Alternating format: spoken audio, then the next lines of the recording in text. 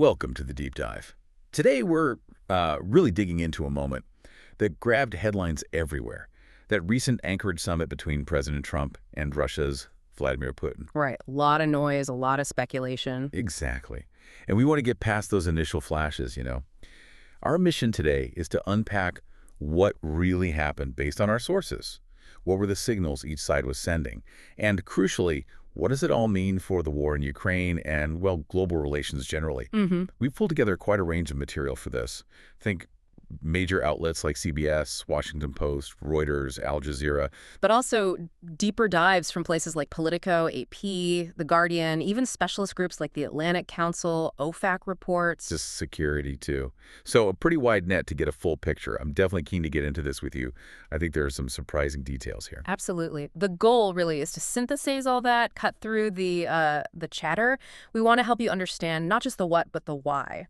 Why does this meeting actually matter? Okay, so let's set the scene first. August 15th, 2025. Joint Base Elmendorf-Richardson up in Anchorage, Alaska. And the context is key here. This was the first time Trump and Putin had met face-to-face as leaders since Russia's full-scale invasion back in 2022. Right. That fact alone just ramps up the significance, doesn't it? Immensely. Now, officially, the word used by both sides was productive. Ah, productive, the classic diplomatic term. Indeed. But, our sources quickly point out the immediate contrast. No actual ceasefire was reached, no peace deal. And beyond that productive label, specifics were really thin on the ground. Plus, no questions taken from the press, which is always telling. Yeah, that lack of Q&A definitely stands out.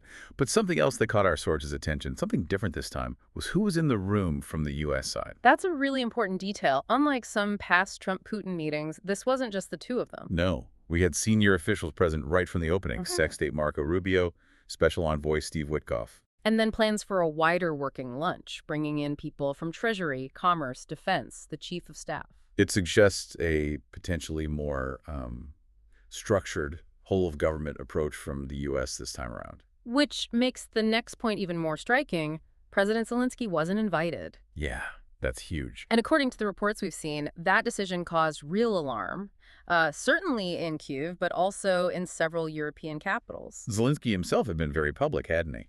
Urging for an outcome that didn't reward Russia's aggression. Exactly. So his absence, well, you have to ask yourself, what does that signal about what these talks were really intended to achieve? Or perhaps what they weren't intended to achieve? Okay, so with that context, who was there, who wasn't? Let's talk about aims. What was each leader looking to get out of this Anchorage meeting? Well, based on the sources, President Trump's stated objective seemed pretty clear. Push for an immediate ceasefire. He used that phrase, no deal until there's a deal. Implying a sequence, right. Yeah. Ceasefire first, then talk details. Sort of. The idea presented was get a ceasefire, then consult Zelensky, consult European allies, frame it as a test of U.S. leverage, essentially. And on Putin's side. Moscow's line was a bit different. Putin apparently talked up an understanding. That was the phrase used. An understanding. Again, quite vague. Very. And crucially, no commitment from him to actually pause the fighting. Instead, the focus seemed to be on Russia's long-standing demands. Sanctions relief, guarantees against NATO expansion, recognition of gains on the ground, the usual list. Ah, so the standard Russian demands were still front and center. Yes. And arms control talks were apparently floated as well, maybe as a parallel track. So you have these stated positions going in. Trump pushing ceasefire first, Putin talking understanding while sticking to demands. It almost sets the stage for, well, not much concrete progress. It certainly highlights the gap between their starting points. Which leads us to the big question everyone was asking. Could this meeting actually end the war? Yeah. Even pave the way? Well, the short answer, based on everything we've read, is no, not by itself. Not surprising, perhaps. No.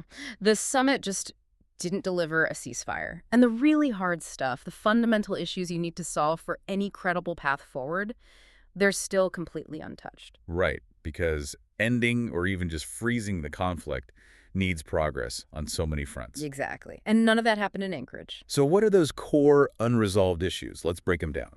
First, lines of control, verification, that kind of thing. Absolutely critical. Any ceasefire that's going to hold needs specifics. Mm-hmm. Where are the front lines? Where do troops pull back to? Who monitors it? Who enforces it? Like the OSCE or the UN, maybe? Potentially, or some bespoke mission. But the point is, Our sources show no sign of agreed maps, no monitoring regime discussed, let alone agreed upon in Anchorage. Okay, so that practical element is missing. What else? Security guarantees for Ukraine must be high on the list. Huge. Kiev desperately needs binding guarantees against another attack. That's non-negotiable for them. And there's been talk in D.C. and Europe about non-NATO options, right? There has been discussion, yes. But again, according to our sources, nothing concrete came out of this meeting on that front either. Still just talk. Then there's sanctions. You mentioned Putin wants relief. But it's not just flicking a switch, is it? Especially with U.S. law. Not at all. And this is a really crucial, practical hurdle the sources highlight. Sanctions are complex. The U.S. president can adjust some things via executive action, sure. But many key Russia sanctions are tied up in law, specifically CIATSA, the Countering America's Adversaries Through Sanctions Act. Right, CIATSA. That gives Congress a role. A big role. Easing major sanctions under CIATSA typically triggers congressional review. Congress can potentially block it. So even if Trump wanted to offer sweeping relief, his hands were somewhat tied by the need for buy-in from Capitol Hill. Precisely. Rapid, major relief was likely off the table from the start without some signal from Congress, which wasn't there. It's a major constraint. Okay, that's a key legal and political reality. What about justice, accountability for war crimes? Another complete sticking point. Ukraine insists on it. Russia flatly rejects that entire framework. And no movement reported. Zero movement reported in the sources we reviewed. It's a fundamental disagreement. And finally, overlaying all of this is the actual fighting on the ground. Yeah, the battlefield dynamics themselves, Moscow has shown time and again very little willingness to just stop fighting unless it's making gains or consolidating them. So talk is cheap if the actions on the ground don't change. Exactly. And the expert analysis following the summit really stressed that there was no tangible sign of de-escalation, no pause in operations linked to the talks. It really suggests that for Moscow, the primary negotiation might still be happening on the battlefield, not just at the diplomatic table. That seems to be the assessment from many analysts looking at this. Until the situation on the ground shifts significantly or the cost becomes unbearable, diplomatic concessions might be limited. Okay, so given all these unresolved issues, these massive hurdles, what are the realistic prospects for peace coming out of Anchorage? Let's start near term. A ceasefire soon. Based purely on Anchorage. Highly unlikely. That's the consensus. Why so definitive? Well, two main reasons jump out from the sources. One, neither leader actually announced any concrete, verifiable steps towards a ceasefire, just talk. And two, perhaps more importantly, Ukraine, whose agreement is absolutely essential for any ceasefire to work, wasn't even there. Right. Can't have a deal about Ukraine without Ukraine in the room. Fundamentally, no. So near-term ceasefire looks very improbable based on this meeting alone. Okay. What about something like a medium-term freeze? A fragile truce, maybe? That seems, well, possible perhaps, but still very difficult. The sources suggest a pathway could emerge, but it depends on a lot of ifs. What kind of ifs? If follow-on talks actually bring Ukraine to the table, that's condition number one. Makes sense. If they can somehow pair a freeze along the current front lines with some limited reversible sanctions relief, crucially, tied directly to compliance. Reversible being the key word there, likely. Very key. And maybe if they open up a separate channel for nuclear arms control talks, kind of as a parallel process. But even if all those things happen, there are still big challenges. Oh, absolutely. You'd still face huge domestic political constraints within Ukraine about freezing the conflict along current lines. And, as we discussed, major hurdles in the U.S. Congress regarding any sanctions relief. So, possible? Maybe? Easy?